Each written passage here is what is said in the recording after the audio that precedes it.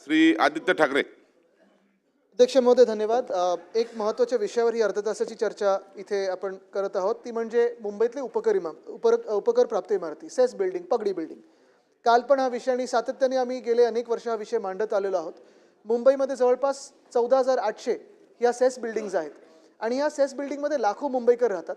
अनेक ह्या cess properties ज्या आहेत, मग त्या चाळी असतील किंवा इमारती असतील, ह्या मोडकळीस आलेल्या आहेत, पडीक झालेल्या आहेत. काही काही चांगल्या आहेत, पण लोकांना जागा जास्ती पाहिजे कारण त्यांचा परिवार वाढलेला आहे. महाविकास आघाडीच्या काळात 2020 साली आम्ही 79A आणि 79B ही कायद्यात तरतूद आणली होती, जेणेकरून पहिले 6 महिने ही जागा मालकाला आणि पुढचे 6 महिने जर जागा मालकाला पुनर्विकास जमला नाही तर तिकडचे जे राहणारे जे टेनंट्स आहेत त्यांना देत होतो. मध्यंतरीच्या काळात सगळं हे जेव्हा पूर्ण प्रक्रिया झाली, काही एक लॉबी गेली आहे कोर्टामध्ये आणि त्याच्यावर स्थगिती आलेली आहे.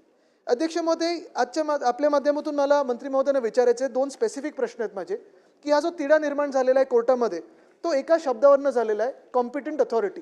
सक्षम प्राधिकरण कोण आहे? तर हे कॉम्पिटंट अथॉरिटी मुंबई महानगरपालिका आहे की म्हाडा आहे, हे आपल्या सरकारकडून स्पष्टीकरण जाणार का कोर्टामध्ये, जेणेकरून हा तिढा सुटू शकेल आणि जो पुनर्विकास आहे तो मार्गी लागू शकेल. आणि दुसरं म्हणजे आत्ता ही सगळी स्थगिती आल्यानंतर देखील आणि पुनर्विकासावर स्थगिती आल्यानंतर काही जागा मालक परस्पर जाऊन C1 सर्टिफिकेट म्हणजे डिलॅपिडेटेड झालं, मोडकळीस आली बिल्डिंग हे दाखवून तिकडच्या टेनंट्सना एविक्ट करण्याचा प्रयत्न करतात, जेणेकरून ते जागा मालकाचीच जागा पूर्ण त्याच्या अधिकारात येईल आणि टेनंट्सचे काही अधिकार राहणार नाहीत. तर त्या टेनंट्सना जिथे मोडकळीस नसेल आली संरक्षण हे सरकार देणार का? चला मंत्री महोदय.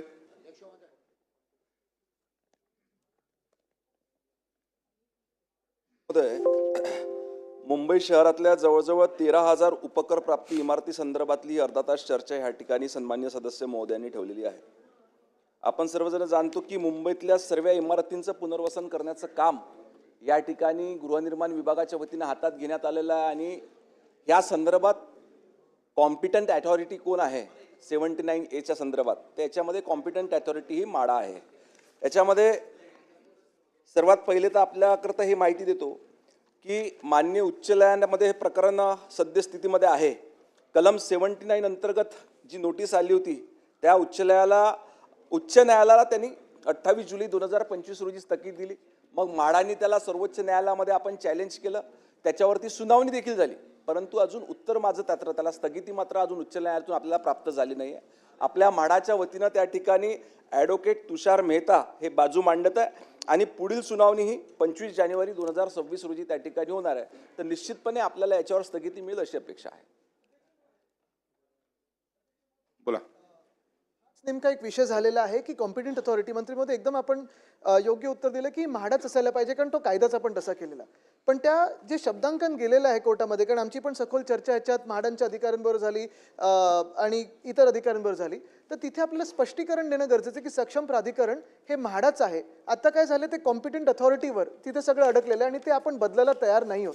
ते का तयार नाही होत, कशामुळे तयार नाही होत ते मला माहीत नाही. तर ती आपण बदल तिथे करून घेणार का, जेणेकरून कोर्टाला पण आपण सांगू शकू की हे कॉम्पिटंट अथॉरिटी म्हणजे म्हाडाच आहे आणि ते पहिल्यापासून आमच्या कायद्यात तोच आमचा हेतू होता.